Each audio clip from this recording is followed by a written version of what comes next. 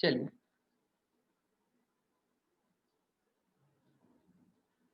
Okay वेदांत, जो आपका GOC बाकी है बच्चा, तो लास्ट में हम उसको कंटिन्यू करेंगे। तो मैं आपको बता दूंगा, अभी हमने थोड़ा 2-3 चैप्टर्स पढ़ लें, बाद में जब सिलेबस थोड़ा कवर अप हो जाएगा तब हम फिर जीओसी पे आ जाएंगे वापस। ठीक है, तो आप रिकॉर्डेड वीडियो देख लो जब तक, जो भी है जीओसी के पहले वाले, फिर बाद में मैं करवाऊंगा उसको।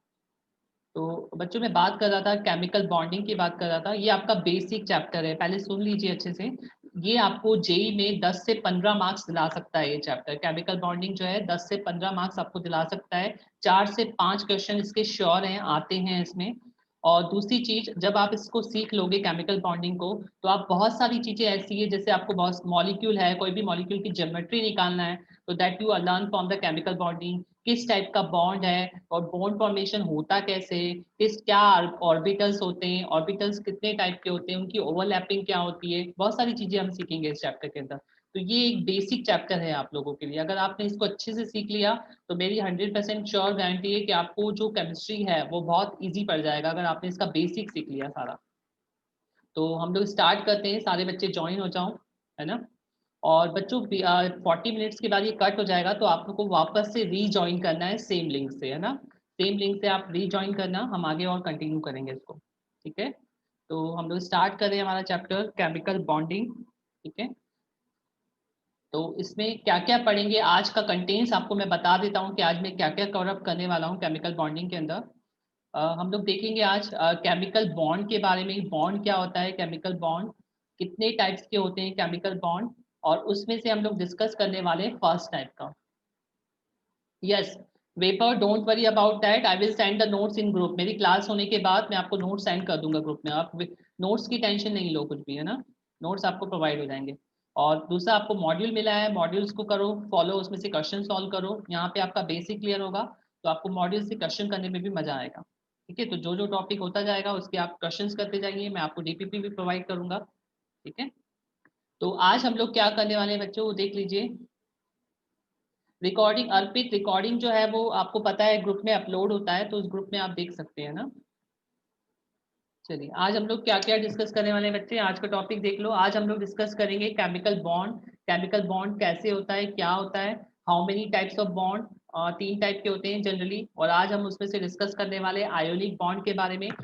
आज बच्चों मैं बेसिक से शुरुआत करूंगा, जो बेसिक आपने 10th लेवल तक सीखा है उससे शुरुआत करूंगा, और साथ में उसमें कुछ ग्रेड अप करता जाऊंगा, प्लस अप करता जाऊंगा, जो 11 का है सिलेबस। ठीक है, तो हम देखेंगे क्या क्या कंडीशंस रिक्वायर्ड है for the formation of ionic bond, क्या क्या कैरेक्टरिस्टिक्स होते हैं आयनिक बॉन्ड के। तो आज आपका आयनिक बॉन्ड पूरा कंप्लीट हो जाएगा आज की क्लास में। इसमें आप बहुत सारी चीजें सीख जाएंगे और कुछ क्वेश्चंस आपसे बनने भी लग जाएंगे। ठीक है, या बोथ बेचेस, बिल्कुल सही है, दोनों बेचेस कंबाइन है बच्चों, तो दोनों का है वो। ठीक है, तो रेडी हैं सारे बच्चे, रेडी हो? यस, एक बार रिप्लाई कर दीजिए, all are ready, then I will start the today session. Yes, all are ready, okay, तो वी विल स्टार्ट। तो आज बच्चों हम लोग क्या कवर करने वाले हैं, केमिकल बॉन्ड, उसमें आयनिक बॉन्ड, क्या कंडीशंस होती है आयनिक बॉन्ड की, और क्या क्या कैरेक्टरिस्टिक्स होते हैं आयनिक कंपाउंड्स के।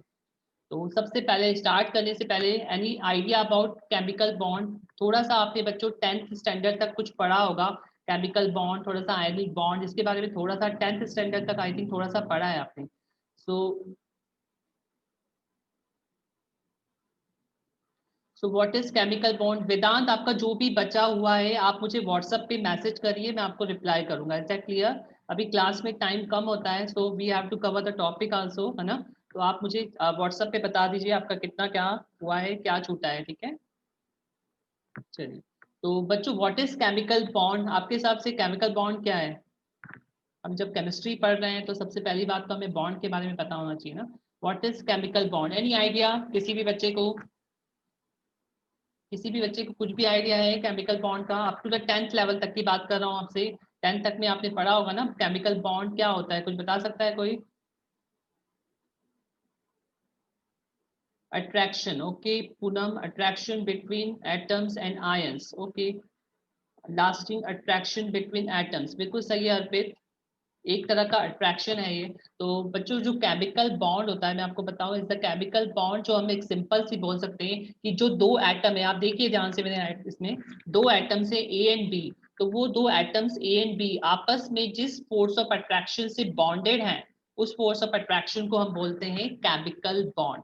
मतलब हम ये बोल सकते हैं सिंपल वर्ड में कि केमिकल बॉन्ड एक फोर्स ऑफ अट्रैक्शन है जो क्या करता है, दो एटम्स को होल्ड टुगेदर करता है। जैसे फॉर एग्जांपल, मैं एक एग्जांपल लूं सिंपल सा, जैसे आप लोग का बच्चों आपकी फैमिली के साथ अट्रैक्शन बॉन्ड है कि नहीं? आपकी फैमिली के साथ बॉन्ड है आपकी। आप पूरा दिन कहीं भी जाओ, कोचिंग जाओ, स्कूल जाओ, रात में आप घूम फिर के कहाँ आते हो, वापस से अपने घर आते हो, यस और नो? पूरा दिन आप कोचिंग जाओ, स्कूल जाओ, कहीं भी जाओ, लेकिन at last at night you come to your home, है ना? क्यों आते हो घर पे? क्योंकि एक अट्रैक्शन है, यस और नो? आपका फैमिली का, आपके पेरेंट्स के साथ आपका एक अट्रैक्शन है।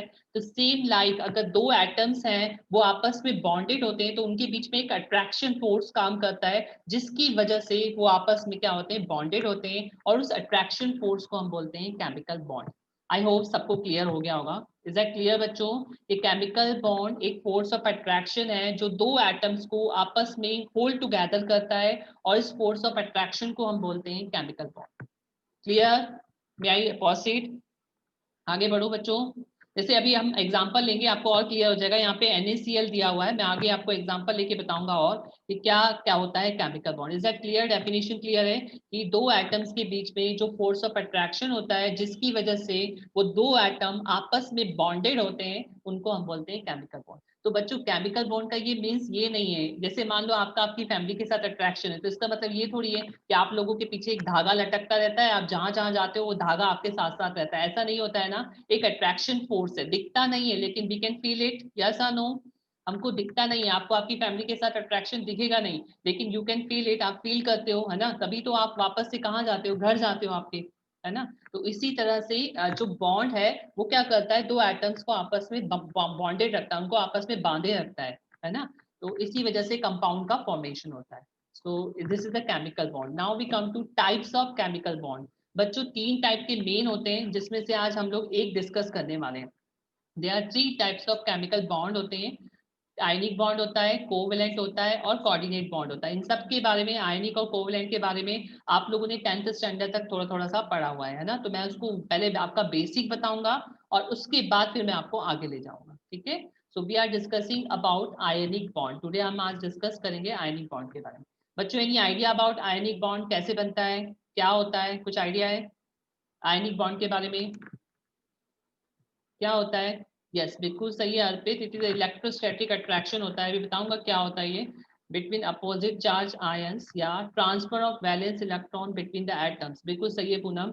मतलब आपको ये पता है कि बच्चों आयनिक बॉन्ड कैसे बनता है, ये सारे बच्चों को पता है ना कि ट्रांसफर ऑफ इलेक्ट्रॉन से आयनिक बॉन्ड बनता है। ये बात क्लियर है या नहीं सारे बच्चों को कि ट्रांसफर ऑफ इलेक्ट्रॉन जो हमने 10th क्लास तक पढ़ा है कि जब दो एटम्स के बीच में इलेक्ट्रॉन की ट्रांसफर होता है तो कौन सा बॉन्ड बनता है, आयनिक बॉन्ड बनता है, यस और नो? गेनिंग एंड लूजिंग होती है, एक एटम गेन करता है दूसरा एटम लूज करता है ना?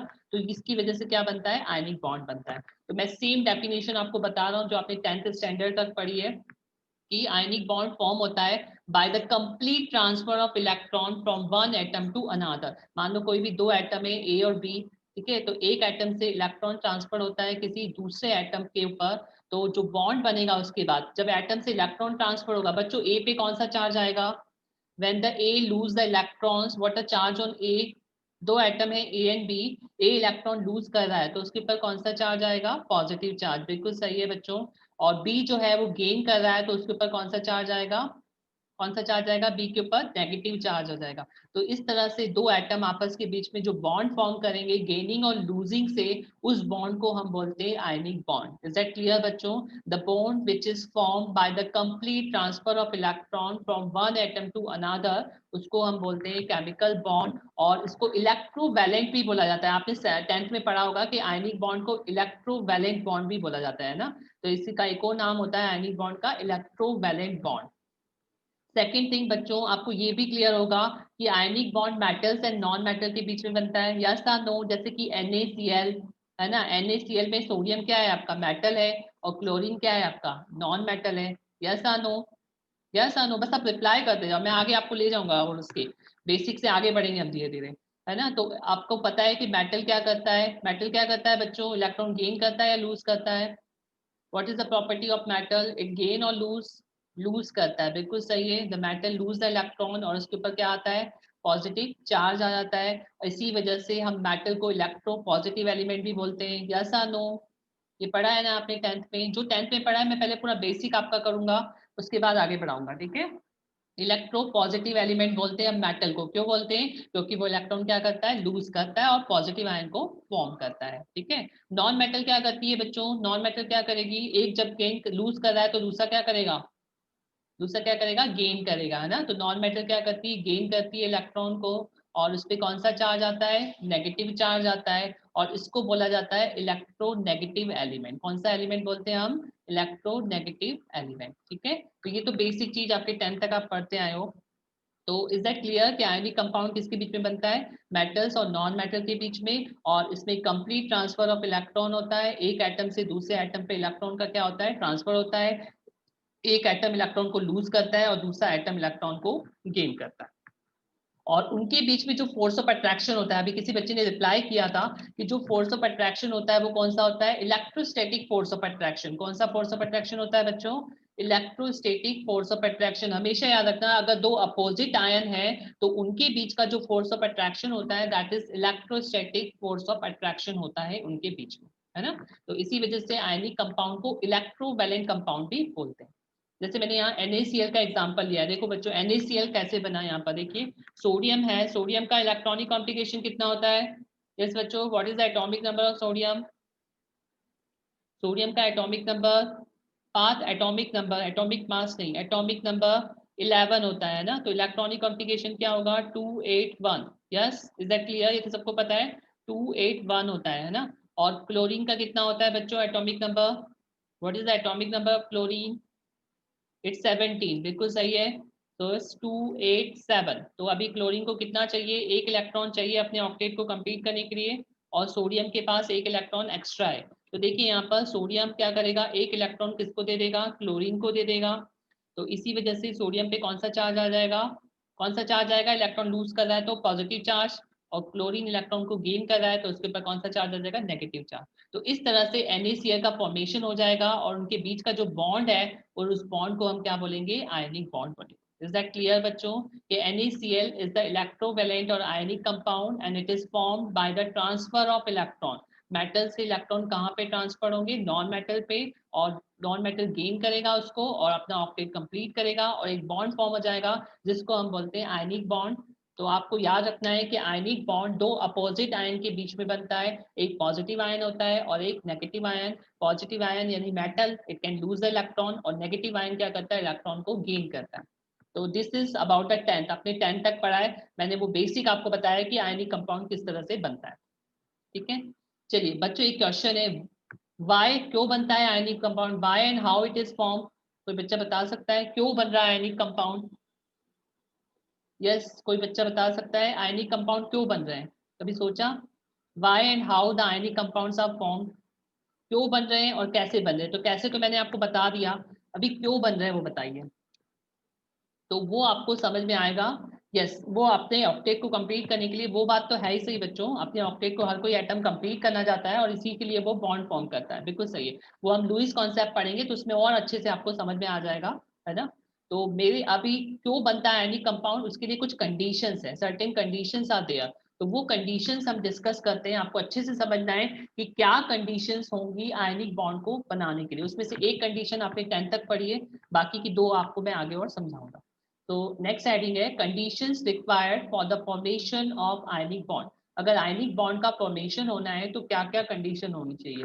पहली कंडीशन सारे बच्चों को पता है, यस और नो, सारे बच्चों को पता है, एक एलिमेंट क्या होना चाहिए बच्चों, एक एलिमेंट क्या होना चाहिए, अगर आपको आयनिक बॉन्ड बनाना है तो एक element should B metal, yes और नो, और दूसरा एलिमेंट शुड बी, दूसरा एलिमेंट क्या होना चाहिए, नॉन मेटल। ये सब पहली कंडीशन सारे बच्चों को पता है, आई थिंक, यस और नो, कि one element should B metal and other element should be non metal. I think पहली कंडीशन सारे बच्चों को क्लियर है, और आप 10th तक पढ़ते भी हो इस क्लियर, ठीक है। So one atom should be metal and the other atom should be non metal, ठीक है। सेकंड कंडीशन है बच्चों, सेकंड को ध्यान से समझना, ठीक है। आपको मैंने बता दिया मेटल इलेक्ट्रो पॉजिटिव होती है, नॉन मेटल इलेक्ट्रो नेगेटिव होती है। सेकंड कंडीशन को समझो बच्चों, बहुत इंटरेस्टिंग है। The metallic element should have low ionization energy, मतलब अगर आयनिक बॉन्ड बनना है तो आयनाइजेशन एनर्जी लो होना चाहिए। बच्चों what is ionization energy, any idea? मान लो सोडियम है, देखो मेटल आपकी क्या है, मेटेलिक एलिमेंट का बोला है ना, तो सोडियम Na+ कब बनाएगा? यस बताओ बच्चों, सोडियम Na+ कब बनाएगा? जब ये इलेक्ट्रॉन को क्या करेगा? यस बच्चों, सोडियम Na+ कब फॉर्म करेगा? जब ये इलेक्ट्रॉन को क्या करेगा? लूज करेगा। यस और नो? इलेक्ट्रॉन को क्या करेगा? लूज करेगा, तभी Na+ फॉर्म होगा। तो मेरा एक क्वेश्चन है बच्चों, अगर किसी एटम से इलेक्ट्रॉन को लूज करना है, इलेक्ट्रॉन को निकालना है आपको, तो क्या करना पड़ेगा? एनर्जी देनी पड़ेगी या एनर्जी रिलीज होगी? क्वेश्चन समझ में आया? कि अगर किसी एटम से इलेक्ट्रॉन को निकालना है तो आपको एनर्जी देनी पड़ेगी या फिर एनर्जी रिलीज होगी? रिक्वायर्ड होगी ना, एनर्जी देनी पड़ेगी। So that is called ionization energy. समझ में आया? कि अगर किसी एटम को आपको आयंस में चेंज करना है, देन आपको इलेक्ट्रॉन को रिमूव करना है, so we will provide the energy and that energy is called ionization energy. आगे इसकी डेफिनेशन है, आपको क्लियर हो जाएगा। अभी क्लियर है इतना कि अगर किसी एटम से इलेक्ट्रॉन को हमको निकालना है तो हमको उसको एनर्जी देना पड़ेगी और that energy is called ionization energy. आपने 10th में थोड़ा सा पढ़ा होगा इसके बारे में, है ना? तो बच्चों यहाँ पे ध्यान से समझो, देखो अगर आपको किसी एटम से इलेक्ट्रॉन को निकालना है तो आपको क्या करना है? एनर्जी क्या करना है? देना है। तो आप अगर एटम कम एनर्जी देने पे जल्दी से Na+ में चेंज हो जाता है, जल्दी से वो इलेक्ट्रॉन को लूज कर देता है, तो क्या होगा? Na+ जल्दी फॉर्म हो जाएगा। यस या नो? कि अगर कम एनर्जी पे ही इलेक्ट्रॉन लूज कर देता है, इलेक्ट्रॉन लूज कर देता है और Na+ फॉर्म कर देता है, तो उसकी आयनाइजेशन एनर्जी क्या होगी? कम होगी, है ना? तो मतलब क्या होना चाहिए? आयनाइजेशन एनर्जी क्या होना चाहिए? कम होना चाहिए कि ज्यादा? कम होना चाहिए ना, ताकि एटम क्या करे? जल्दी से इलेक्ट्रॉन लूज करे और आयंस में चेंज हो जाए। यस और नो? क्लियर है बच्चों कि आयनाइजेशन एनर्जी क्या होना चाहिए मेटेलिक एलिमेंट की? कम होना चाहिए, ताकि वो जल्दी से इलेक्ट्रॉन लूज करे और जल्दी से किस में चेंज हो जाए? आयन में चेंज हो जाए। सो द सेकंड कंडीशन यही है कि the metallic element should have low ionization energy. I hope it is clear. Clear है बच्चों? आयनाइजेशन एनर्जी क्या होती है? किसी एलिमेंट में से अगर आपको इलेक्ट्रॉन को निकालना है, so you can provide the energy. तो हम अगर कम एनर्जी प्रोवाइड करके ही इलेक्ट्रॉन निकल जाता है तो दैट मीन्स वो जल्दी आयन फॉर्म कर लेगा। तो जल्दी आयन फॉर्म करने के लिए क्या होना चाहिए? आयनाइजेशन एनर्जी कम होना चाहिए। ऐसा नो? ज्यादा एनर्जी होगी तो बहुत ज्यादा एनर्जी देंगे तब जाके इलेक्ट्रॉन निकलेगा, अगर कम होगी तो क्या होगा? कम एनर्जी देने पे जल्दी से इलेक्ट्रॉन निकल जाएगा और जितनी जल्दी इलेक्ट्रॉन निकलेंगे उतनी ज्यादा Na+ फॉर्म हो जाएगा। यस? सो आई think clear second condition? Yes सारे बच्चों को क्लियर है सेकंड कंडीशन? यस और नो रिप्लाई कर दिया करो बच्चों, ताकि आपको जो डाउट हो मैं हाथों हाथ उसको क्लियर करूं। क्लियर है कि the metallic element should have the low ionization energy. I hope सबको समझ में आ गया होगा कि आयनाइजेशन एनर्जी वो एनर्जी जिसमें से इलेक्ट्रॉन को रिमूव करना है एटम में से, तो जितनी कम एनर्जी पे इलेक्ट्रॉन रिमूव कर देगा उसकी जो है उतनी जल्दी Na+ फॉर्म हो जाएगा। ठीक है, चलिए नेक्स्ट समझते हैं। Next point, electron affinity of non atomic element should be high. लो क्यों होनी चाहिए? अभी हाल मैंने यही बताया बच्चा कि सोडियम क्या होता है, अगर सोडियम को तुम एनर्जी दोगे तभी इलेक्ट्रॉन लूज करेगा।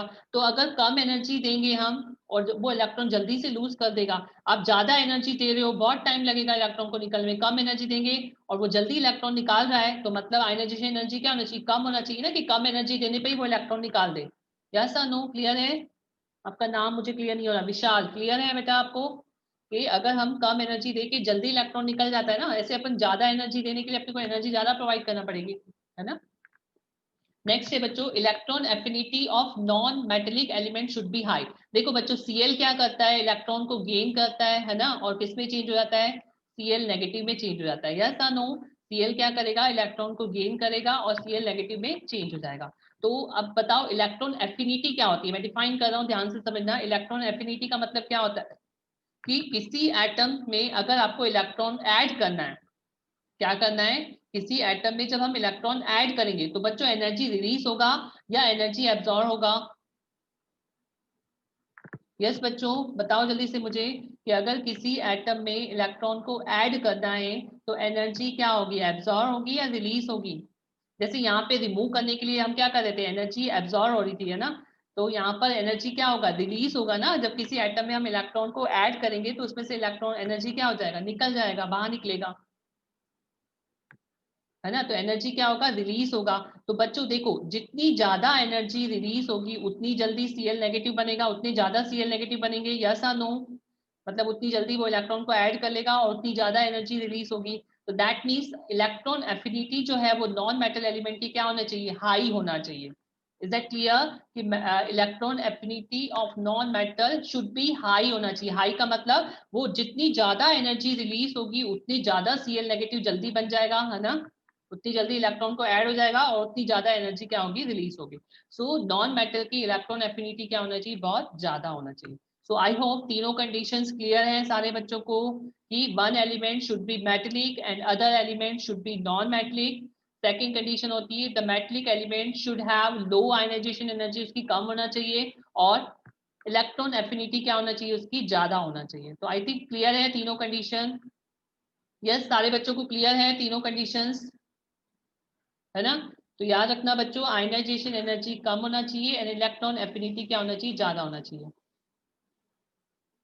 सिमिलर नहीं हो सकती है वेबर, दोनों सिमिलर नहीं हो सकती बच्चा। एक के केस में क्या हो रहा है, हम इलेक्ट्रॉन को क्या कर रहे हैं, रिमूव कर रहे हैं, और दूसरे के केस में क्या कर रहे हैं, ऐड कर रहे हैं। तो यहाँ पर एनर्जी क्या हो रहा है, हमको देना पड़ रहा है, और यहाँ पर एनर्जी क्या हो रहा है, रिलीज हो रहा है। तो both can not be same, same नहीं हो सकती वो दोनों की, है ना।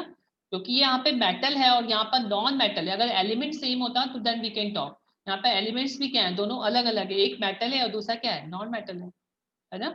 तो क्लियर है। और चूंकि नॉन मेटल है उसके केस में इलेक्ट्रॉन एफिनिटी की बात होगी, लेकिन मेटल के केस में किसकी बात होगी, आयनाइजेशन एनर्जी की बात होगी, क्योंकि हमको एनर्जी रिमूव, इलेक्ट्रॉन को रिमूव करना होता है, और नॉन मेटल में हम इलेक्ट्रॉन को ऐड करना होता है। तो दोनों चीजें क्लियर है।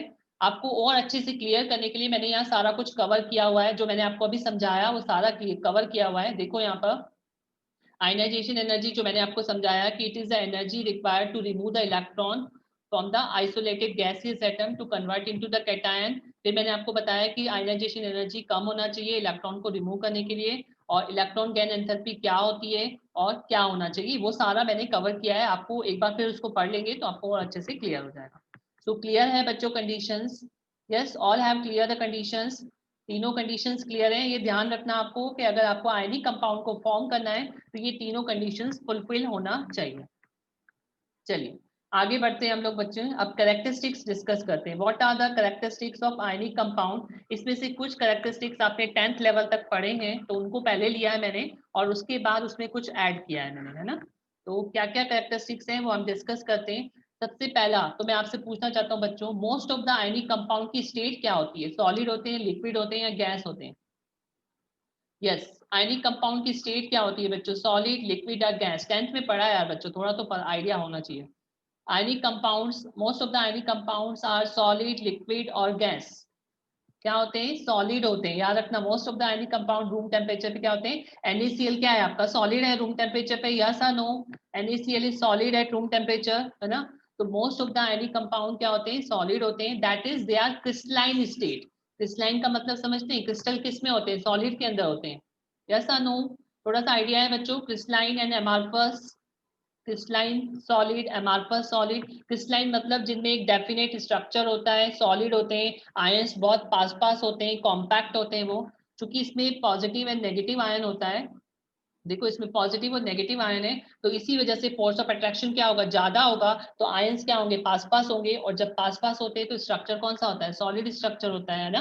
तो आयनिक कंपाउंड्स कैसे होते हैं बच्चों, फर्स्ट कैरेक्टरिस्टिक्स क्या है कि ionic compounds are crystalline in state, that's why the ionic compounds are usually solid in nature. Is that clear बच्चों, कि अपोजिट आयन होते हैं तो उनमें फोर्स ऑफ अट्रैक्शन ज्यादा होता है, इस वजह से बहुत ज्यादा क्लोज होते हैं वो, और क्लोज होने की वजह से उनकी स्टेट जो होती है वो कैसी होती है, क्रिस्टलाइन होती है और सॉलिड होती है। Is that clear, at room temperature most of the ionic compounds are solid. Second thing बच्चों, अगर ये सॉलिड है तो क्या होगा, हार्ड होंगे कि सॉफ्ट होंगे। If the ionic compounds are solid then what they are, soft और हार्ड। क्या होंगे, हार्ड होंगे। क्या आपको पता ही है सॉलिड क्या होता है, हार्ड होता है। तो बहुत सारे आयनिक आयंस आपस में पास पास हैं, तो एक हार्ड क्या हो जाएंगे, सॉलिड है, तो they are hard in nature, तो कैसे हो जाएंगे, हार्ड हो जाएंगे। अब जब हार्ड हो जाएंगे बच्चों तो क्या करना पड़ेगा उनको ब्रेक करने के लिए, क्या करना पड़ेगा, ज्यादा हीट देना पड़ेगी, यस और no. If they are hard then we will give the large amount of heat to break the force of attractions. तो इसी वजह से उनके मेल्टिंग एंड बॉइलिंग पॉइंट भी क्या होंगे, क्या होंगे बच्चों मेल्टिंग एंड बॉइलिंग? क्या होंगे? हाई होंगे, है ना, क्योंकि दे आर हार्ड है। फोर्स ऑफ अट्रैक्शन क्या है? बहुत ज्यादा है। तो अगर आपको आयंस में चेंज करना है आयनिक कंपाउंड को, तो आपको क्या करना पड़ेगा? बहुत ज्यादा हाई अमाउंट ऑफ हीट देना पड़ेगी, तभी जाके उनका फोर्स ऑफ अट्रैक्शन क्या होगा? ब्रेक होगा, और वो किस में चेंज हो जाएंगे? आयंस में चेंज हो जाएंगे। So means they have high melting and boiling point. तो ये चीजें आपने 10th में पढ़ी है। उसके अलावा इलेक्ट्रिकल कंडक्टिविटी भी पढ़ी है बच्चों आपने। इलेक्ट्रिकल कंडक्टिविटी, ये बताओ आयनिक कंपाउंड कौन सी स्टेट में कंडक्शन करते हैं? In which state they conduct the electricity? Solid, liquid, aqueous? कौन सी स्टेट में कंडक्ट करते हैं? ये आपने पढ़ा भी होगा 10th में कि the ionic compound do not conduct in solid state. Yes और नो? आपने पढ़ा होगा कि आयनिक compound do not conduct in solid state. क्यों नहीं करते हैं सॉलिड स्टेट में? क्योंकि आयंस का मूवमेंट ही नहीं हो पाता, इतने पास पास आयंस हो जाते हैं कि उनका मूवमेंट ही नहीं हो पाता, तो कंडक्शन कहाँ से होगा, है ना? तो याद रखना, in the solid state the ionic compounds are the bad conductors. ठीक है, सॉलिड स्टेट में कैसे होते हैं? बैड कंडक्टर्स होते हैं। और इसका रीजन क्या है? कि मूवमेंट नहीं हो पाता है आयंस का। ठीक है, और they are good conductors in molten and aqueous state. अगर वो सेमी सॉलिड स्टेट में है या एक्वस स्टेट में है, तो उस केस में क्या होता है? आयंस का मूवमेंट पॉसिबल हो जाता है और उनमें कंडक्शन स्टार्ट हो जाता है। सो इज दैट क्लियर बच्चों? सारे बच्चों को क्लियर है? ये जनरल 4 प्रॉपर्टी है, उसके बाद की जो है वो अलग है। हाँ, सॉलिड में क्यों नहीं करते पास? मैंने वही बताया बेटा कि सॉलिड में क्या होता है? पार्टिकल बहुत पास पास होते हैं। जब ये पास पास होंगे तो इनको मूवमेंट करने की जगह मिलेगी क्या बच्चों? घूमने की जगह मिलेगी क्या? आपको सबको पता है कंडक्शन कब होता है? जब आयंस मूव करते हैं। यस और नो? है ना, कंडक्शन तभी होता है जब आयंस को क्या होता है? मूवमेंट होता है। तो सॉलिड स्टेट में वो क्या होंगे? एकदम पास पास होंगे, तो उनका मूवमेंट होगा क्या? नहीं हो पाएगा। तो मूवमेंट ही नहीं होगा तो कंडक्शन होगा क्या? नहीं होगा। Is that clear? क्लियर है बात? इसी वजह से वो सॉलिड स्टेट में कंडक्ट नहीं करते, क्योंकि movement of ion is not possible, but they conduct in semi solid और एक्वस स्टेट में वो कंडक्ट करते हैं, क्योंकि उसमें मूवमेंट जो है पार्टिकल का पॉसिबल होता है। तो क्लियर है सबको? ये general properties, general characteristics clear है? उसके बाद का जो कैरेक्टरिस्टिक्स है वो इंपॉर्टेंट है, and that is of 11th level. अभी ये क्लियर है आपको? ये आपको 10th लेवल तक के मैंने कैरेक्टरिस्टिक्स लिए कि आयनिक कंपाउंड्स आर सॉलिड होते हैं और इसमें कंडक्शन होता है ना, दे आर हार्ड होते हैं, इनके मेल्टिंग बॉइलिंग पॉइंट ज्यादा होते हैं, सॉलिड स्टेट में कंडक्ट नहीं करते हैं क्योंकि आयन का मूवमेंट पॉसिबल नहीं होता है, लेकिन लिक्विड एंड एक्वस स्टेट में कंडक्ट करते हैं क्योंकि आयंस का मूवमेंट पॉसिबल होता है। Yes Weibo, my question is, आपने पूछा है आयंस मूव होते हैं या इलेक्ट्रॉन्स? तो बच्चा आयंस कब फॉर्म होंगे? When the electrons are remove from that ना। यस वैभव, आयंस कब फॉर्म होगा? जब वो इलेक्ट्रॉन की गेनिंग एंड लूजिंग करेगा, उसके ऊपर चार्ज आएगा, तभी आयंस फॉर्म होंगे ना।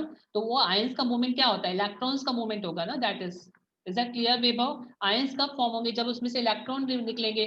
तो आयंस बनाने के लिए क्या करना पड़ेगा? इलेक्ट्रॉन्स को निकालना पड़ेगा। तो मूवमेंट इलेक्ट्रॉन्स का होगा कब होगा?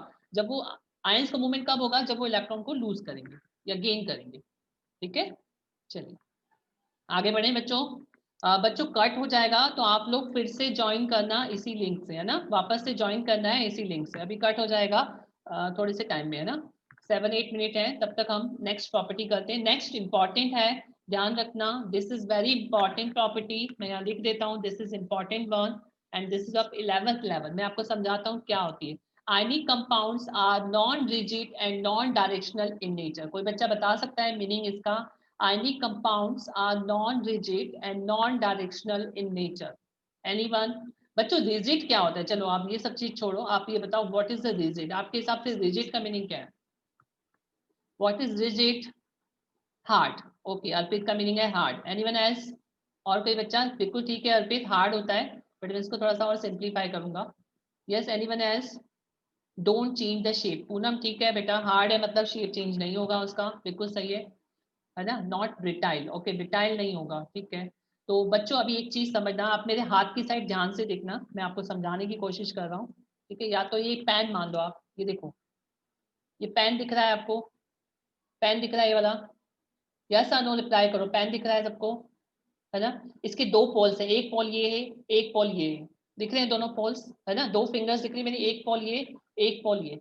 तो जब कोई भी सब्सटेंस जो है वो रिजिड कब होगा बच्चों? जब ये इसकी मिनिमम क्लोजेस्ट डिस्टेंस है। ये क्या है उसकी मिनिमम क्लोजेस्ट डिस्टेंस, मतलब इससे कम डिस्टेंस पे वो पास में, इस कम डिस्टेंस नहीं होगा दो एटम के बीच में, इससे कम डिस्टेंस नहीं होगा, मतलब इससे पास वो नहीं आ सकते हैं। ठीक है, इससे पास नहीं आ सकते, तो मतलब वो क्या होंगे, रिजिड होंगे। इज दैट क्लियर बच्चों? कि मान लो एक चौक है, आप चौक के मान लो चौक के दो पोल्स हैं, ये एक पोल है, ये दूसरा पोल है। ठीक है, तो ये मिनिमम क्लोजेस्ट डिस्टेंस है दो एटम के बीच। Okay 1 minute. Yes Arpit, chemistry के लिए हूं मैं। Yes Vedant, all the things are covered. पहले मेरी बात सुनो वेदांत, एक चीज सुनो ध्यान से। अगर तुम्हारा बेसिक क्लियर है, दैट मीन्स जो मैं एक्सप्लेन कर रहा हूँ, अगर वो सारा कुछ क्लियर है, तो ये मेरी गारंटी है कि तू मेरे बेसिक को उठा के सिर्फ देखेगा और क्वेश्चन करेगा, तो ऐसे क्वेश्चन बन जाएगा। देखिए आज मैं तुझे जो सिखाऊंगा उसकी प्रैक्टिस करना, क्वेश्चन पे बहुत ईजी वे में बन जाएंगे। यस करवाएंगे वेदांत, डोंट वरी अबाउट दैट। चलिए स्टार्ट करें बच्चों। 33 ने ज्वाइन किया है, आई थिंक मे बी कुछ और ज्वाइन करना चाहते हैं या नहीं पता नहीं। चलिए हम लोग स्टार्ट करते हैं, ठीक है। चलिए मैं आपको बता रहा था बच्चों कि आयनिक कंपाउंड्स होते हैं non rigid and non directional. आपको रिजिड का डेफिनेशन समझ में आ गया था बच्चों, कि दो एटम्स है ए एंड बी, दोनों का चार्ज है, कि इन दोनों की क्लोजेस्ट डिस्टेंस है, मैक्सिमम क्लोजेस्ट डिस्टेंस है, इससे ज्यादा ये एक दूसरे के क्लोज नहीं आ सकते, तो that means that thing is rigid. Is that clear बच्चों? क्लियर है आपको? यस और नो रिप्लाई मी।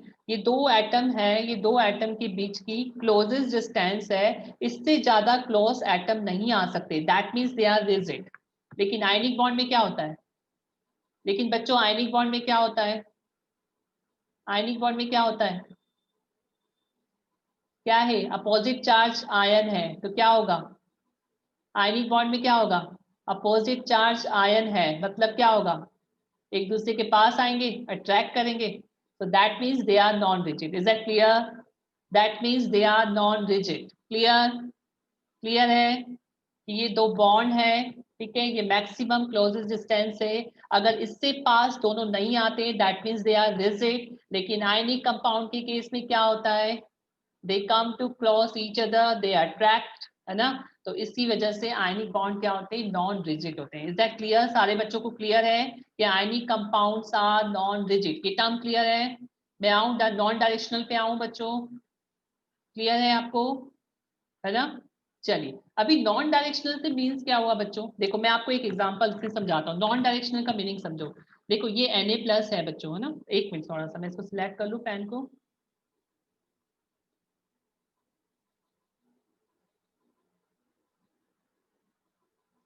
देखिए इधर ये Na+ है बच्चों, ध्यान से समझना, मैं आपसे एक क्वेश्चन कर रहा हूँ, पहले बना लूँ मैं। ये Na+ है, ठीक है, ये दिख रहा है आपको Na+, ये Cl नेगेटिव है, ये Cl नेगेटिव है, ये Cl नेगेटिव है, ये भी Cl नेगेटिव है, और ये भी Cl नेगेटिव है। अच्छा बच्चों मुझे ये बताओ कि Na+ किस Cl नेगेटिव को अट्रैक्ट करेगा? बच्चों Na+ किस Cl नेगेटिव को अट्रैक्ट करेगा? आपके हिसाब से किस Cl नेगेटिव को अट्रैक्ट करेगा? जो सबसे पास होगा। सारे बच्चे यही बोलोगे ना कि जो सबसे पास होगा? यस या नो? सारे बच्चे यही बोलोगे ना कि जो सबसे पास होगा। लेकिन मैं ये बोल रहा हूँ कि सारे जो Cl नेगेटिव है सेम डिस्टेंस पे हैं। सारे Cl नेगेटिव क्या है? सेम डिस्टेंस पे। अब बताओ बच्चों, सब सेम डिस्टेंस पे, अब क्या करोगे? तो याद रखना बच्चों, सब सेम डिस्टेंस पे, तो ये Na+ इसको भी अट्रैक्ट करेगा, इसको भी अट्रैक्ट करेगा, इसको भी करेगा, इसको भी करेगा, इसको भी करेगा। अगर तुम और Cl नेगेटिव रखते हो तो उसको भी अट्रैक्ट करेगा। That means they are non directional. That means they are non directional. Is that clear बच्चों? क्लियर है कि Na+, दो चार्ज है, आप दो चार्ज को रख दो कहीं पे भी, वो आपस में अट्रैक्ट करेंगे, वो डायरेक्शन नहीं देखेंगे कि कौन सी डायरेक्शन से आ रहा है, वो सिंपली क्या करेंगे? एक दूसरे को अट्रैक्ट करेंगे। तो इसी वजह से आयनिक बॉन्ड्स होता है non rigid and non directional nature. Is that clear? सारे बच्चों को क्लियर है कि Cl नेगेटिव, सो आप दो अपोजिट चार्ज को कहीं पे भी रखो, वो सिर्फ एक दूसरे को अट्रैक्ट करते हैं, उनको डायरेक्शन से कोई मतलब नहीं है, वो क्या करेंगे? एक दूसरे को खाली अट्रैक्ट करेंगे। So that's why the ionic compounds are non-rigid and non-directional in nature। I hope सबको क्लियर हो गया होगा। क्लियर है बच्चों? यस मैं आगे बढ़ूं? तो बच्चों देखो इसी वजह से आयनिक कंपाउंड जो है ना तो कभी ज्योमेट्री शो करते ना ही कोई आइसोमेरिज्म शो करते, ना तो कोई ज्योमेट्री शो करते ना ही आइसो। कभी आपने सुना है क्या कि NaCl की ज्योमेट्री होती है? सुना है क्या बच्चों? कभी सुना है क्या NaCl की ज्योमेट्री होगी टेट्राहेड्रल पेंटाहेड्रल ऐसी ज्योमेट्री होती है? कभी सुना है क्या? सुना है क्या? नहीं सुना है ना? तो दैट्स व्हाई द NaCl या ionic compound do not have geometry and do not show isomerism.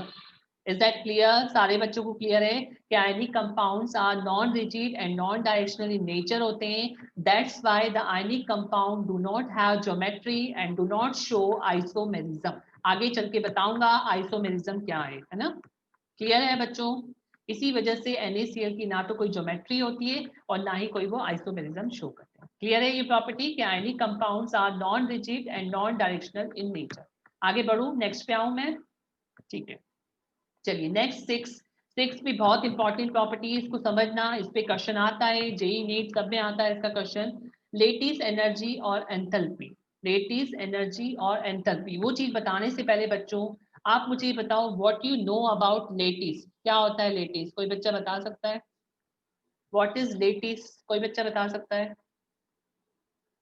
Yes anyone? अगर आइडिया है तो यस, नहीं है तो कोई बात नहीं, ट्राई करो बच्चों। लेटिस बता सकते हो क्या? लेटिस क्या होता है?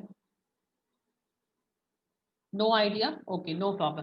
देखो लेटिस का मतलब होता है एक क्लोजेस्ट स्ट्रक्चर। क्या होता है? या प्रॉपर अरेंजमेंट ऑफ एटम बोल रहे हो कुणाल? वही सेम चीज है, एक क्लोजेस्ट स्ट्रक्चर जिसमें क्या होता है, क्लोजेस्ट स्ट्रक्चर का मतलब जैसे मान लो ये Na+ है तो ये किससे सराउंडेड होगा? किससे सराउंडेड होगा बच्चों? Cl नेगेटिव आयन से। ऐसे Cl नेगेटिव आयन है तो वो किससे सराउंडेड होगा? Na+ से। तो इस तरह से जो क्लोजेस्ट आयन का स्ट्रक्चर होता है उसको हम बोलते हैं लैटिस। इज दैट क्लियर बच्चों? कि द क्लोजेस्ट स्ट्रक्चर, यहाँ पे दिया है मैंने definition, the closely packed structure in which each ion is surrounded by the opposite charge ion that is called lattice. Is that clear? जैसे मैं आपको एक लेटिस बना के भी बता देता हूँ, देखो यहाँ पे, उससे और अच्छे से समझ में आ जाएगा। देखो मैं एक लेटिस बनाता हूँ छोटा सा, समझना है इसको ध्यान से, है ना? इससे और अच्छे से समझ में आ जाएगा आपको कि लेटिस क्या होता है, वो आपको क्लियर हो जाएगा।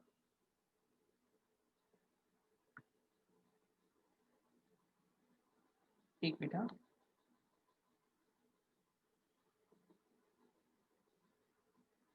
सॉरी ये यहाँ आएगा, सॉरी मिस्टेक हो गया, ये इधर आएगा ना।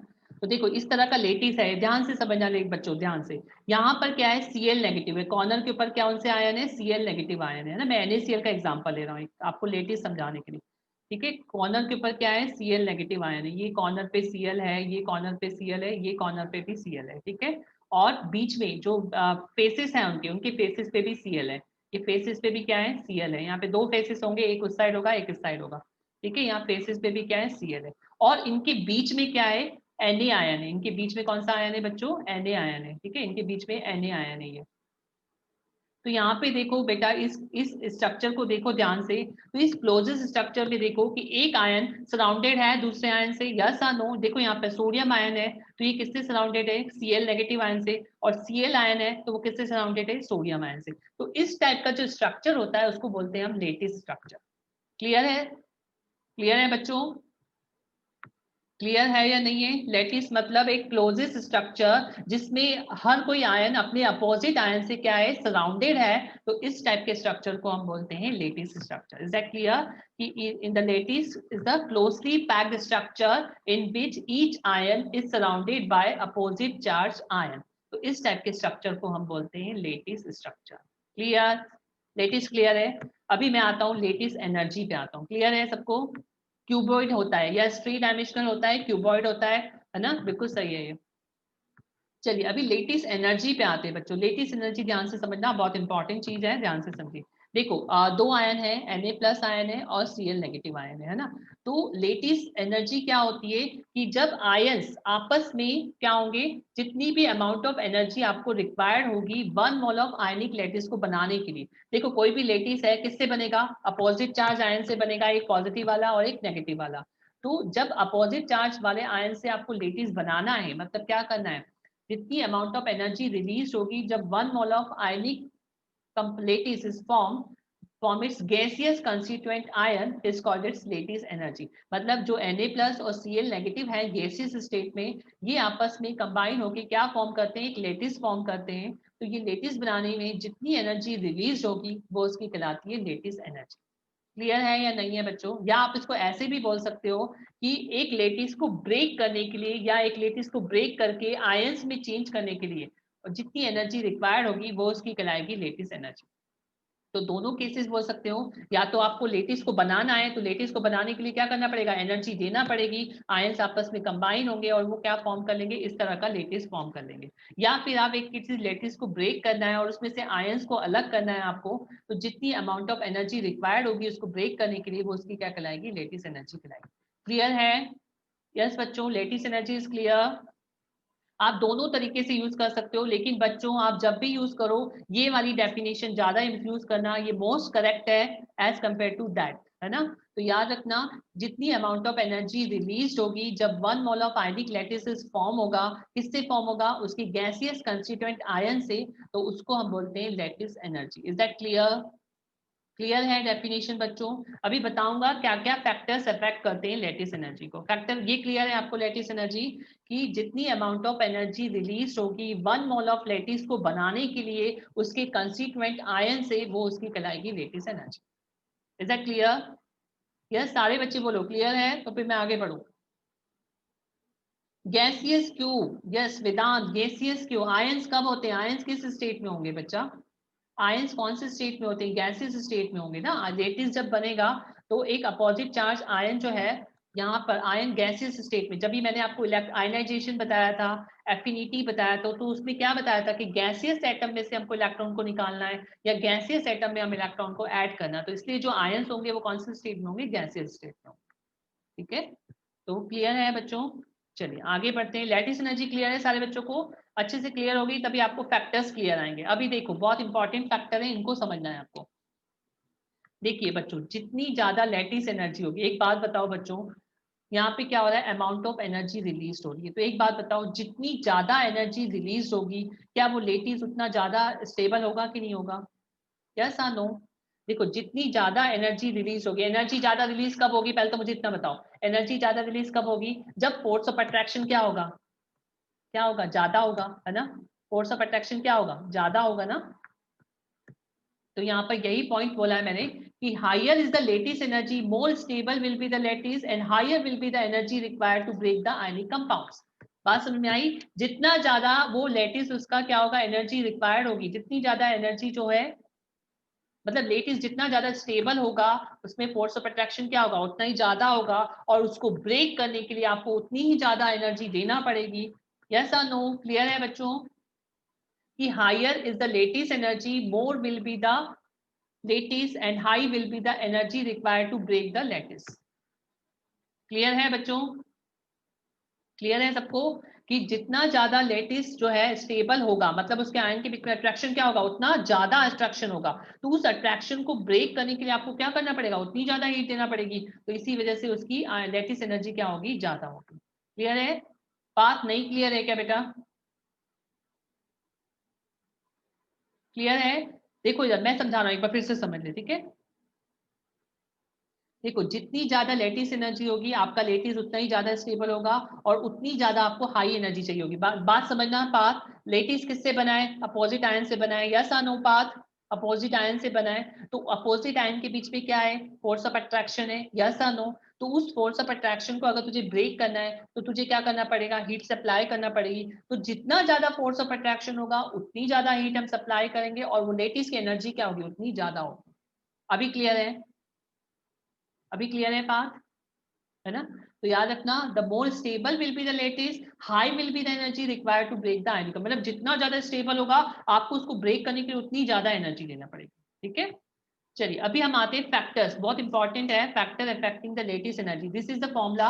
ये फॉर्मूला क्या है बच्चों, देखो फोर्स ऑफ अट्रैक्शन जो होता है वो किसके प्रोपोर्शनल होता है, चार्ज के, जो भी चार्ज है आयन के ऊपर उसके ऊपर। और दूसरा, this is R2 is the inter nuclear distance, मतलब दो आयंस हैं वो आपस में क्लोज में है, तो उनके न्यूक्लियस के बीच की जो डिस्टेंस होती है उसको बोला जाता है, R से डिनोट किया है मैंने, इंटर न्यूक्लियर डिस्टेंस को मैंने किससे डिनोट किया है, R से डिनोट किया है। ठीक है, या एटॉमिक रेडियस भी बोल सकते हैं, बिल्कुल सही है बात। बट एटॉमिक रेडियस जो होती है that is the distance between the nucleus and outer most electron होती है ना। लेकिन यहाँ पर जो आर है आपका that is the distance between दो एटम्स के न्यूक्लियस के बीच की डिस्टेंस है। Is that clear? दो एटम के न्यूक्लियस के बीच की डिस्टेंस को मैंने आर से डिनोट किया है। तो देखिए जो आपकी लैटिस एनर्जी है वो किस पे डिपेंड करेगी? आर स्क्वायर नहीं है बेटा, हाँ आर स्क्वायर है बट आप आर को समझो बेटा, आर स्क्वायर से मतलब नहीं है, आप आर को समझो।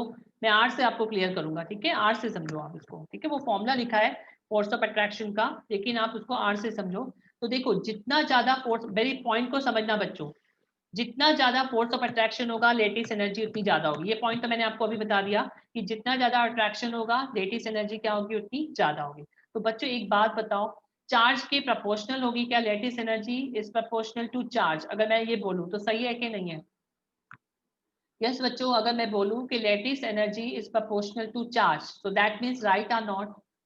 यस ना, क्योंकि मैंने आपको अभी बोला कि जितना ज्यादा फोर्स ऑफ अट्रैक्शन होगा उतनी ज्यादा लेटिस एनर्जी होगी, है ना? उसको ब्रेक करने के लिए उतनी ज्यादा हीट रिक्वायरमेंट होगी और उतनी ज्यादा लेटिस एनर्जी होगी। So that means the lattice energy is proportional to charge on ions. जितना ज्यादा चार्ज होगा उतनी ज्यादा लेटिस एनर्जी होगी। इज दैट क्लियर बच्चों?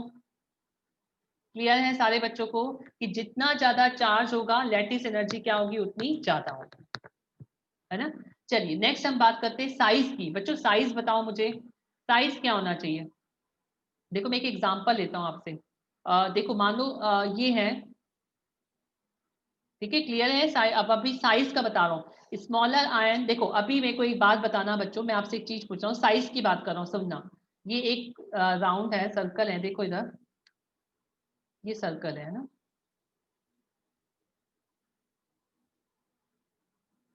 ठीक है, आप मुझे बताना सबसे ज्यादा क्लॉज पैकिंग किस में है? एक स्मॉल साइज के सर्कल है और एक थोड़ी बिगर साइज के सर्कल है।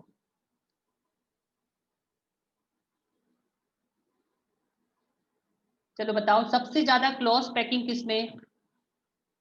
बच्चों सबसे ज्यादा क्लॉज पैकिंग किस में? सबसे ज्यादा वैकेंट स्पेस किस में कम है? वैकेंट स्पेस किस में कम है?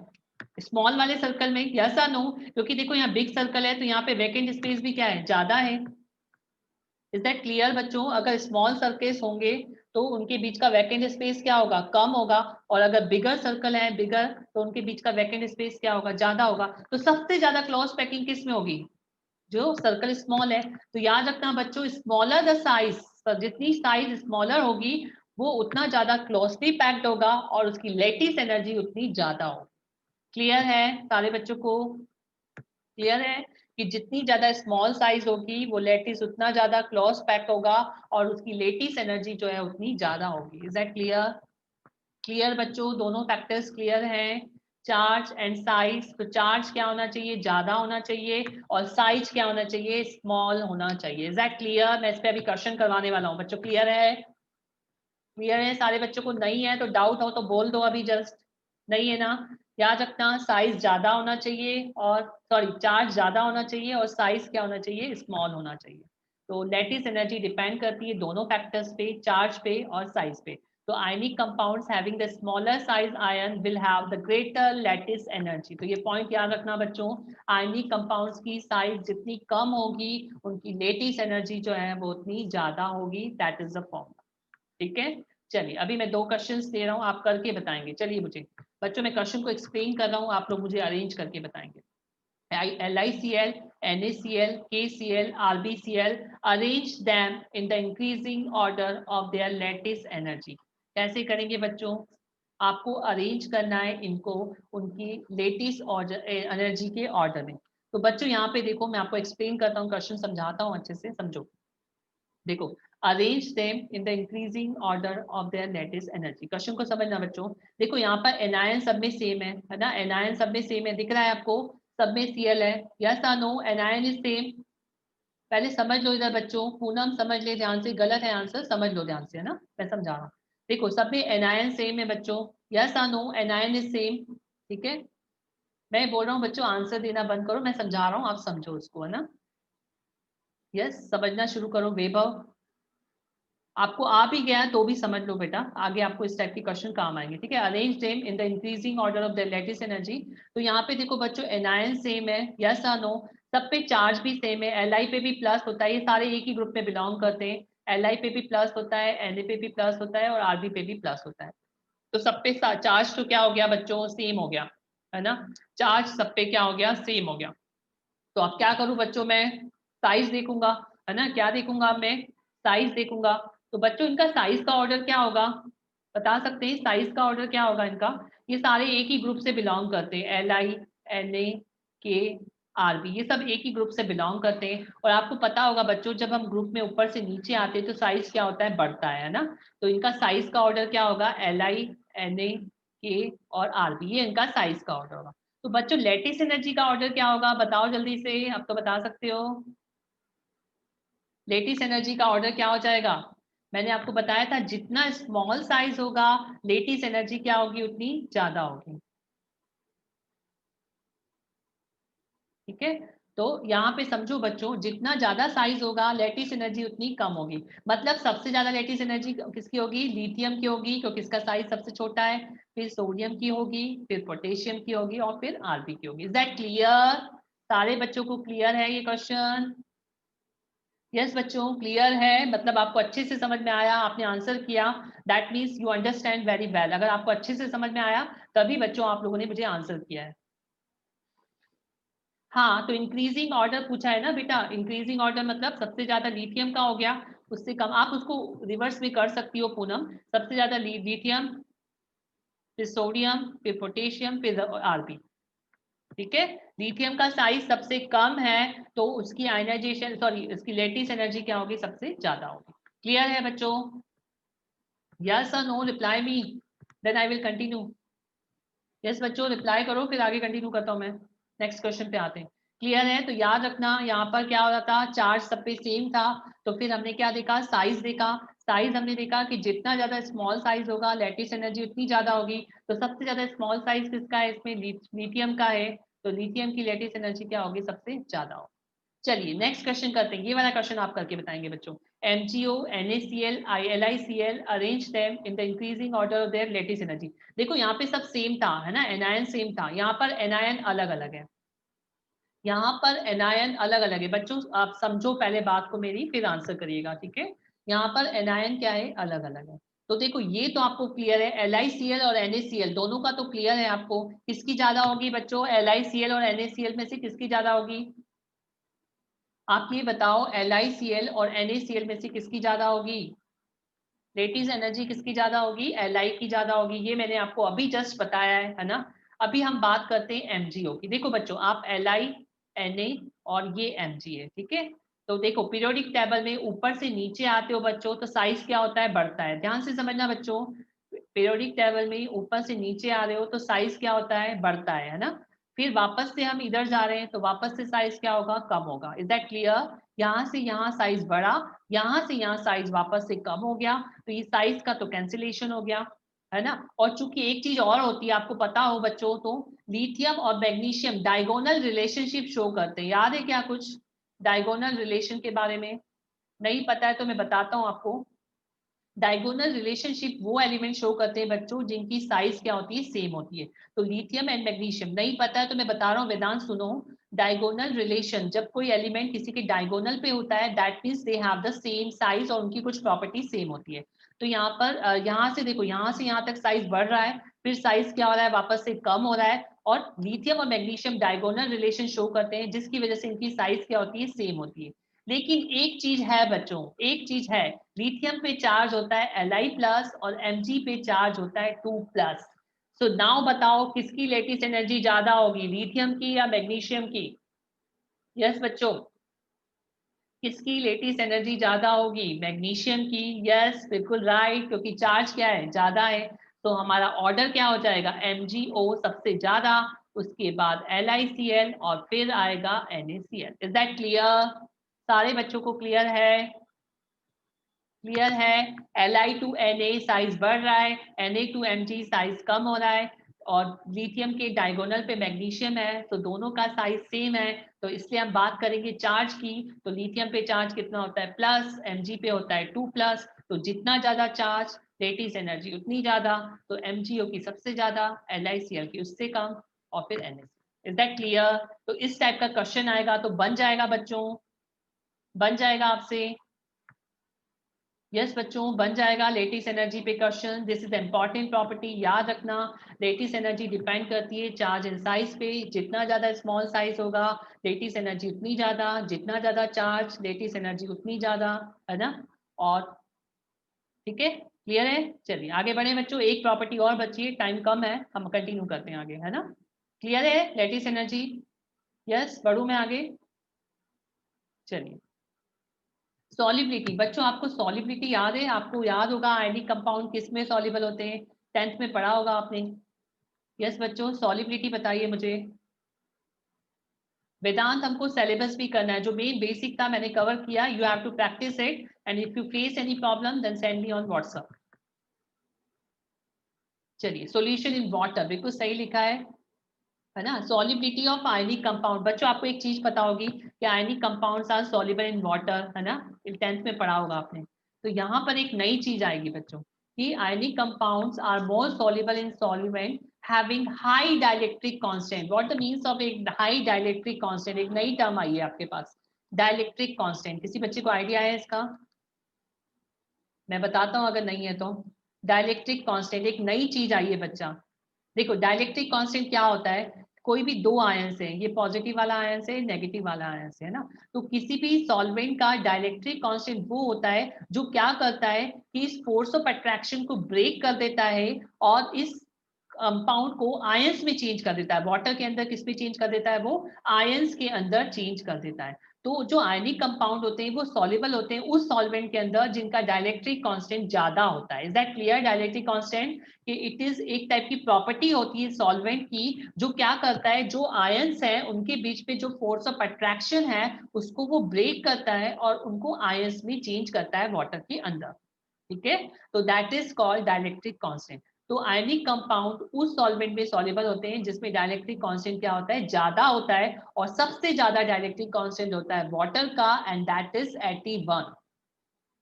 आई थिंक क्लियर है बच्चों? डाइलेक्ट्रिक कांस्टेंट क्लियर है कि it is the property of solvent which break the force of attractions between the atoms and converted into the ions. वो आयंस में उसको कन्वर्ट कर देता है वाटर के अंदर। यही तो होता है कि जब हम वाटर में डिसॉल्व करते हैं तो वो किस में चेंज हो जाते हैं? आयंस में चेंज हो जाते हैं, है ना? वेबो में एक बार फिर से रिपीट कर रहा हूँ, सुन लीजिए ध्यान से, है ना? वो सॉल्वेंट जिनका डाइलेक्ट्रिक कांस्टेंट ज्यादा होता है, डाइलेक्ट्रिक कांस्टेंट का मींस ये प्रॉपर्टी होती है सॉल्वेंट की, वो क्या करता है? फोर्स ऑफ अट्रैक्शन को ब्रेक करता है। ठीक है, इस बॉन्ड के फोर्स ऑफ बॉन्ड को ब्रेक करेगा, इस फोर्स ऑफ अट्रैक्शन को, और इनको आयंस में चेंज कर देगा वो। तो that property is dielectric constant, और सबसे ज्यादा डाइलेक्ट्रिक कांस्टेंट होता है वाटर का, एंड दैट इज 81। इसी वजह से आयनिक कंपाउंड किसमें सॉल्युबल होते हैं? वाटर के अंदर सॉल्युबल होते हैं। क्लियर?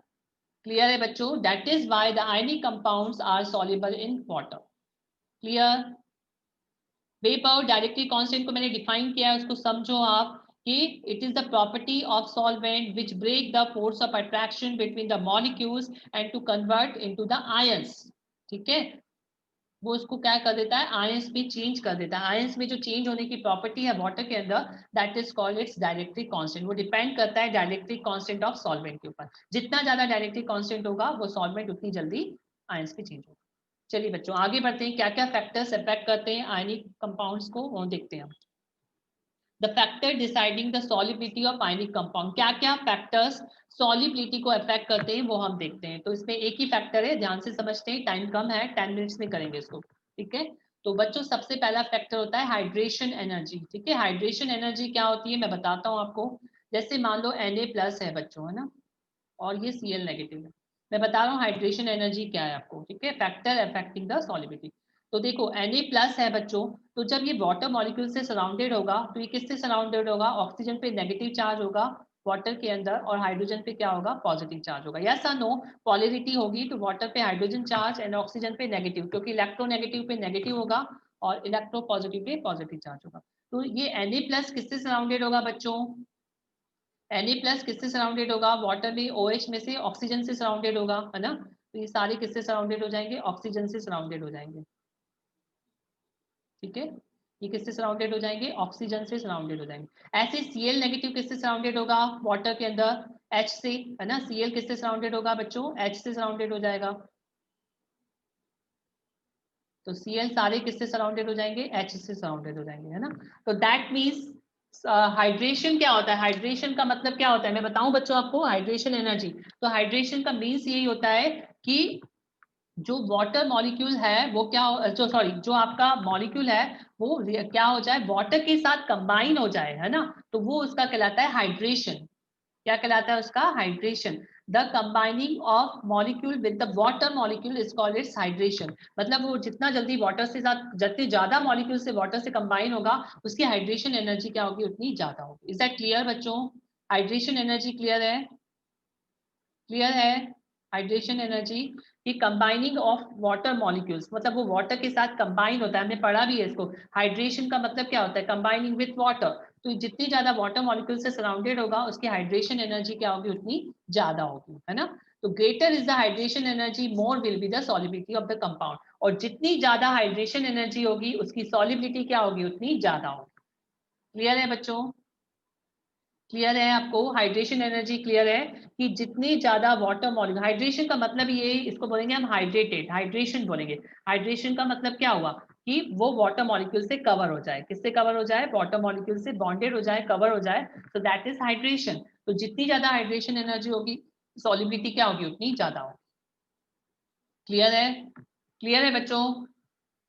मतलब हम ये, मैं सिंपल वर्ड में अगर बोलना चाहूं तो solubility is directly proportional to hydration energy. जितनी ज्यादा हाइड्रेशन एनर्जी होगी सॉलिबिलिटी उतनी ज्यादा होगी। क्लियर है? अभी मैं आपको बता रहा हूं कि किस तरह से हाइड्रेशन एनर्जी इफेक्ट होगी। The factor affecting the hydration energy, तो इसमें सबसे ज्यादा आता है charge on ion and size on ion. मतलब हाइड्रेशन एनर्जी प्रोपोर्शनल होती है चार्ज, चार्ज और साइज, इनवर्सली होती है साइज के। देखो मैं बता रहा हूँ आपको कैसे, ये भी बहुत इंपॉर्टेंट है बच्चों, इस पे क्वेश्चन आता है, समझो ध्यान से।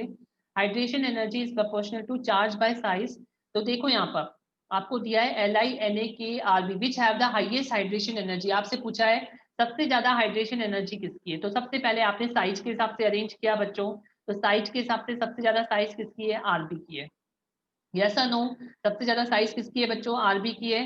Li की सबसे कम है। सुनो ध्यान से, लास्ट पॉइंट चल रहा है, ध्यान से सुन दो, ठीक है। हाइट देखो साइज के हिसाब से अरेंज किया है मैंने, हाइड्रेशन एनर्जी के हिसाब से अरेंज नहीं किया है, साइज के हिसाब से अरेंज किया है। तो सबसे ज्यादा साइज किसकी है? Rb की है ना। तो बच्चों एक बात बताओ, हाइड्रेशन एनर्जी किसकी सबसे ज्यादा होगी? यस बच्चों, हाइड्रेशन एनर्जी किसकी सबसे ज्यादा होगी? बता सकता है कोई? बच्चों वॉइस नहीं आ रहा क्या मेरा? आप लोग के रिप्लाई नहीं आ रहे। सबसे ज्यादा हाइड्रेशन, देखो एक पॉइंट समझना हाइड्रेशन एनर्जी के लिए। एक मैं एग्जांपल लेता हूं बच्चों आपसे। एक छोटा मॉलिक्यूल है ना, एक छोटा एटम है, ये छोटा है और ये बड़ा है। अच्छा एक बात बताओ बच्चों, ध्यान से समझना, बहुत इंपॉर्टेंट है। ये छोटा है, ये बड़ा है, किसका हाइड्रेशन सबसे ज्यादा होगा? किसको सबसे ज्यादा वाटर मॉलिक्यूल कवर करेंगे? यस बच्चों, किसको सबसे ज्यादा वाटर मॉलिक्यूल ज्वाइन करेंगे? इस छोटे सर्कल को या बड़े सर्कल को? मैं जो पूछ रहा हूँ उसका रिप्लाई करो। पास छोटे सर्कल को ज्यादा करेंगे या बड़े सर्कल को? आप सारे बच्चे बड़े सर्कल बोलोगे और यही मिस्टेक करोगे। देखो बच्चों, आपको मैं एक और एग्जांपल देता हूँ। आपके पास चूहा है और एक हाथी है ना, और आपको उसको भीड़ में छुपाना है। किस में छुपाना है? भीड़ के अंदर छुपाना है। तो किसको आप छुपा लोगे? किसको छुपा लोगे भीड़ में? हाथी को या चूहे को? Yes reply me. किसको छुपाओगे? चूहे को, क्योंकि चूहे को क्या कर सकती है? ज्यादा से ज्यादा भीड़ कवर कर सकती है उसको। यस या नो? ज्यादा से ज्यादा भीड़ कवर कर सकती है उसको। यस या नो? तो छोटे मॉलिक्यूल्स को ज्यादा से ज्यादा वाटर मॉलिक्यूल कवर कर सकते हैं। यस या no? Is that clear? Clear है बच्चों कि छोटे मॉलिक्यूल को ज्यादा से ज्यादा वाटर मॉलिक्यूल कवर कर सकते हैं। That means the hydration energy is high for the ions that having small size. तो सबसे ज्यादा हाइड्रेशन एनर्जी किसकी होगी? Li प्लस की होगी, फिर उससे कम Na प्लस, फिर K प्लस और फिर Rb plus. Is that clear? हाँ, मैं यही बता रहा हूँ बच्चों, आप लोग यही मिस्टेक करते हो, मैं ये बता रहा हूँ। देखो ध्यान से समझना विशाल, जैसे बड़ा मॉलिक्यूल है बेटा, तो उसको वाटर को कवर करने के लिए क्या करना पड़ेगा, आप बात समझना। छोटा भीड़ है, अगर रेट है, छोटा सा माउस है, तो उसको ज्यादा से ज्यादा भीड़ कवर कर सकती है ना उसको छुपाने के लिए। लेकिन अगर एक बड़ा हाथी है तो आप क्या करोगे, क्या करोगे, ज्यादा भीड़ होगी लेकिन फिर भी उसको कवर नहीं कर पाएंगे वो। तो छोटे मॉलिक्यूल को ज्यादा वाटर मॉलिक्यूल घेर लेंगे उसको, जबकि बड़े मॉलिक्यूल को वाटर मॉलिक्यूल कम घेर पाएंगे, है ना। तो इसी वजह से हाइड्रेशन एनर्जी उसकी ज्यादा होगी जिनकी साइज क्या होगी, कम होगी। ठीक है, चलिए एक पॉइंट और है बच्चा, 2 मिनट बचे, एक पॉइंट और है।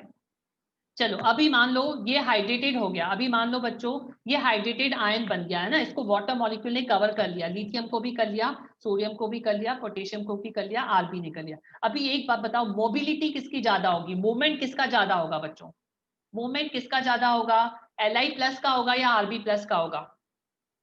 यहां तक समझ में आ गया आपको कि Li+ की हाइड्रेशन एनर्जी सबसे ज्यादा है, उसको सबसे ज्यादा वाटर मॉलिक्यूल ने कवर कर लिया है, तो मूवमेंट किसका कम होगा, सबसे ज्यादा मूवमेंट किसका होगा, Rb+ का होगा। यस नो बच्चों, क्योंकि इसकी हाइड्रेशन साइज क्या हो गई, बहुत बड़ी हो गई ना, बहुत सारे वाटर मॉलिक्यूल ने इसको कवर कर लिया, तो उसकी साइज क्या हो गई, बड़ी हो गई। तो इस केस में मोबिलिटी सबसे ज्यादा किसकी होगी, Rb+ की होगी। तो मतलब इलेक्ट्रिकल कंडक्टिविटी किसकी सबसे ज्यादा होगी। यस बच्चों, इलेक्ट्रिकल कंडक्टिविटी का ऑर्डर क्या होगा, Rb+, है ना, सबसे ज्यादा, फिर K+, फिर Na+, और फिर Li+। Is that clear, clear है बच्चों, क्लियर, क्लियर है, नहीं क्लियर है, पाथ को क्लियर नहीं है बच्चा। देख मैं एक बार फिर से समझा रहा हूँ, ध्यान से सुन ले। Li+ को वाटर ने कवर किया सबसे ज्यादा, तूने ये बात क्लियर है, देखो हाइड्रेशन एनर्जी Li+ की सबसे ज्यादा है, उसको सबसे ज्यादा वाटर मॉलिक्यूल ने कवर किया। ठीक है, पाथ सुन ले ध्यान से, सबसे ज्यादा वाटर मॉलिक्यूल ने कवर किया, ये सारे एक्वस है ना, सबसे ज्यादा वाटर मॉलिक्यूल ने इसको कवर कर लिया। तो अब बता मूवमेंट किसकी, मूवमेंट किसका सबसे ज्यादा होगा, Li+ का होगा क्या, उसको बहुत सारे वाटर मॉलिक्यूल ने कवर कर लिया, अब उसका साइज क्या हो गया, बड़ा हो गया। तो सबसे ज्यादा मूवमेंट किसका होगा, Rb+ का होगा। जब सबसे ज्यादा मूवमेंट इसका होगा तो कंडक्टिविटी भी क्या होगी, इसकी ज्यादा होगी। यस, तो क्लियर है बच्चों, आज का सेशन क्लियर है, 1 मिनट बचा है, क्लियर है सारा सेशन बच्चों। मैंने आज आयनिक कंपाउंड पूरा ले लिया है, थोड़ा सा ज्यादा हो गया मुझे लग रहा है, पर बहुत अच्छी चीजें हैं। आप प्रैक्टिस करना हाइड्रेशन एनर्जी पे, सॉलिबिलिटी पे, है ना, और फैक्टर जो भी अफेक्ट करते हैं उस पर प्रैक्टिस करना। इज दैट क्लियर बच्चों, क्लियर है, सारे बच्चों को समझ में आया अच्छे से, बात मजा आ गया, समझ में आया बच्चों, मेरा मोटो क्लियर हुआ, आपको समझ में आया सारे बच्चों को, है ना। फिर भी कुछ डाउट रहे तो व्हाट्सएप पे आप मुझसे पूछ लेना। यस, वही बात बोल रहा हूँ मैं, वैभव जो है Li+ है, उसका मूवमेंट कम हो जाएगा बच्चा, क्योंकि उसको बहुत सारे वाटर मॉलिक्यूल कवर कर लेंगे, तो उसकी साइज जो है वो बढ़ जाएगी, उसका मूवमेंट क्या हो जाएगा, कम हो जाएगा। क्लियर है बच्चों, मैंने सारा कुछ इसमें लिखा है, आप नोट्स को रिवाइज करना आज, है ना, और क्वेश्चन प्रैक्टिस करना। ठीक है, क्लियर है आयनिक कंपाउंड, सारे बच्चों को क्लियर है। चलिए बाय बच्चों, नेक्स्ट क्लास में मिलते हैं, बाय बाय एवरीवन, कल फिर मिलते हैं आप लोग, बाय बच्चों, बाय एवरीवन।